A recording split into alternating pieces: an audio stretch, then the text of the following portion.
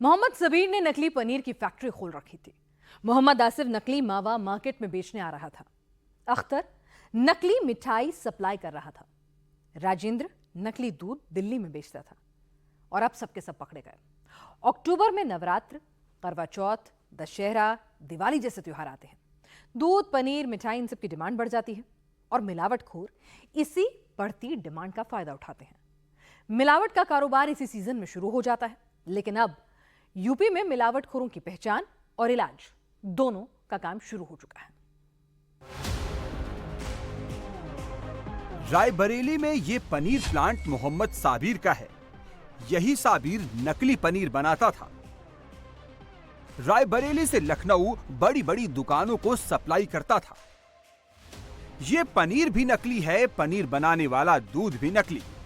साबिर की पनीर फैक्ट्री जानलेवा है। साबिर की नकली पनीर फैक्ट्री का भांडा फूट गया। जब रायबरेली पुलिस ने फैक्ट्री पर रेड मारी, पुलिस को प्लांट में नकली पनीर मिला, केमिकल वाला मिल्क पाउडर भी मिला। ये फैक्ट्री सलोन कोतवाली के ख्वाजापुर गांव में चल रही थी। फैक्ट्री में सिंथेटिक पनीर मिला जो केमिकल से बनाया गया था। 350 किलो नकली मिल्क पाउडर भी मिला है। केमिकल मिल्क पाउडर से नकली पनीर बनाया जाता है। पनीर और मिल्क पाउडर के सैंपल फूड सेफ्टी ऑफिसर को भेजे गए हैं। आरोपी मोहम्मद साबिर को गिरफ्तार कर लिया गया है। थाना सलोन क्षेत्र के अंतर्गत ग्राम बड़ा घोशी का परवा मौजा ख्वाजापुर में एक नकली पनीर बनने की सूचना प्राप्त हुई थी, जिसमें श्रीमान कमांडर महोदय के निर्देशानुसार दबिश दी गई। दबिश देने के बाद वहां पर 16 बोरी मिल्क पाउडर व नकली पनीर और उसके साथ में रिफाइंड भी बरामद हुआ था। थाने पर लाया गया। संबंधित अभियुक्तगणों को भी थाने पर लाया गया था। इसके बाद संबंधित विभाग को सूचना दिया गया, जिसमें संबंधित विभाग के फूड इंस्पेक्टर मौके पर आए। उनके द्वारा जांच की गई, सैंपल को अपने साथ में ले जाया गया। फर्द तैयार करते हुए मुकदमा पंजीत किया गया है। अग्रिम विधिक कार्रवाई प्रचलित है।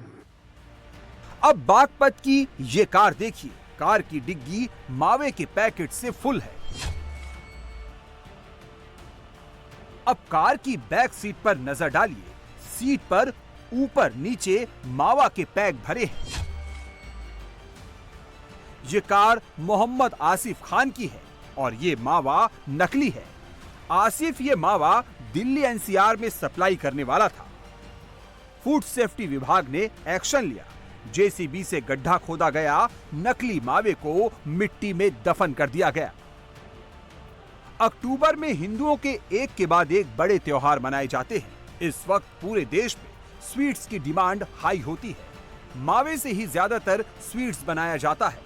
बागपत का आसिफ खान केमिकल से सिंथेटिक मावा बनाता है और मुजफ्फरनगर से लेकर दिल्ली, गाजियाबाद, नोएडा जैसे शहरों में अपनी कार से ही सप्लाई करता है। पर इस बार आसिफ फूड सेफ्टी डिपार्टमेंट के हत्थे चढ़ गया। आसिफ की कार से 650 किलो नकली मावा मिला है। आरोपी आसिफ को अरेस्ट कर लिया गया है और जब्त मावे को जेसीबी से गड्ढा खुदवाकर मिट्टी में दबा दिया गया। बुलंदशहर में चिलिंग सेंटर पर फूड सेफ्टी डिपार्टमेंट की रेड पड़ी है। अंदर का नजारा देख ऑफिसर भी दंग रह गए। चिलिंग सेंटर के नाम पर सिंथेटिक मिल्क फैक्ट्री चल रही थी। मिल्क फैक्ट्री में केमिकल से दूध बनाया जा रहा था। टैंकरों में दूध भरकर शहरों में सप्लाई की जा रही थी। प्लांट से दूध के 4-4 सैंपल भरे गए। फिर टैंक से 700 लीटर नकली दूध बहा दिया गया।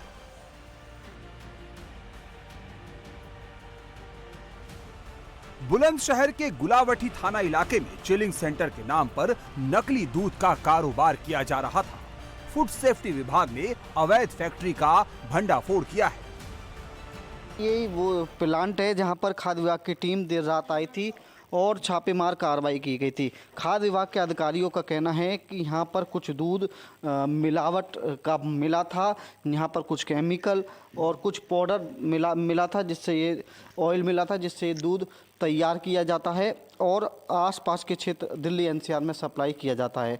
बताया जा रहा है कि करीब 700 लीटर दूध ये जो कैन है इनमें ही भरा हुआ था। यहाँ पर जो इनका मशीन है, मशीनों में यहाँ पर दूध भरा हुआ होता है और वो यहाँ तैयार करने के बाद दूध बाकायदा जो प्लांट है, उसके बाद जो इनका वाहन होता है उसमें भरकर आसपास के क्षेत्र में सप्लाई किया जाता है।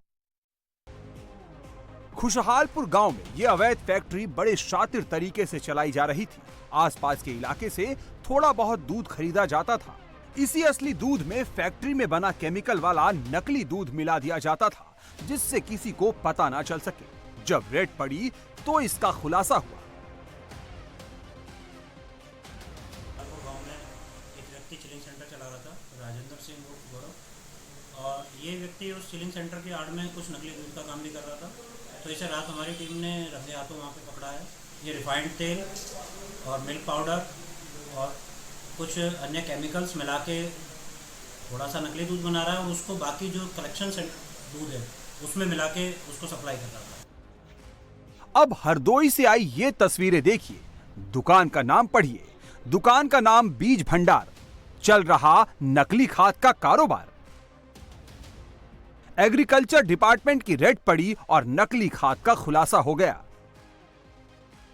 गोदाम से 1-2 बोरी खाद नहीं, पूरे 466 बोरी नकली खाद मिली है।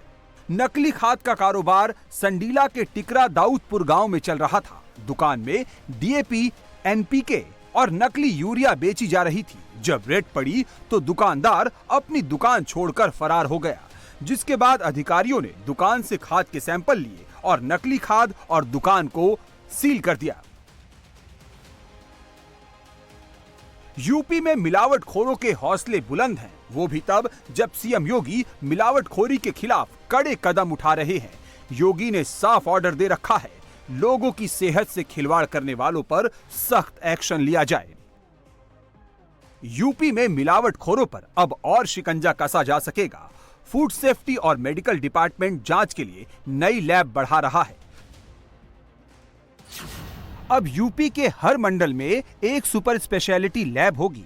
12 मंडलों में नई लैब बनाई जा रही है। ये लैब मार्च 2025 में शुरू हो जाएंगी। इन लैब में हर साल 1 लाख से ज्यादा सैंपल्स की जांच की जा सकेगी। अभी सिर्फ 30,000 सैंपल्स की ही जांच हो पा रही है। यूपी के जिन जिलों में नई लैब बन रही है उनमें अलीगढ़, आजमगढ़, कानपुर, चित्रकूट, देवीपाटन, अयोध्या, बस्ती, बरेली, मुरादाबाद, विंध्याचल, प्रयागराज और सहारनपुर शामिल है। यूपी में अभी केवल 6 लैब काम कर रही है, जिनमें लखनऊ, वाराणसी, मेरठ, आगरा, गोरखपुर और झांसी की लैब शामिल है। यूपी में बेशर्म मिलावटखोर सिंथेटिक पनीर बना रहे हैं, नकली मावा बनाया जा रहा है और तो और नकली दूध भी बनाया जा रहा है।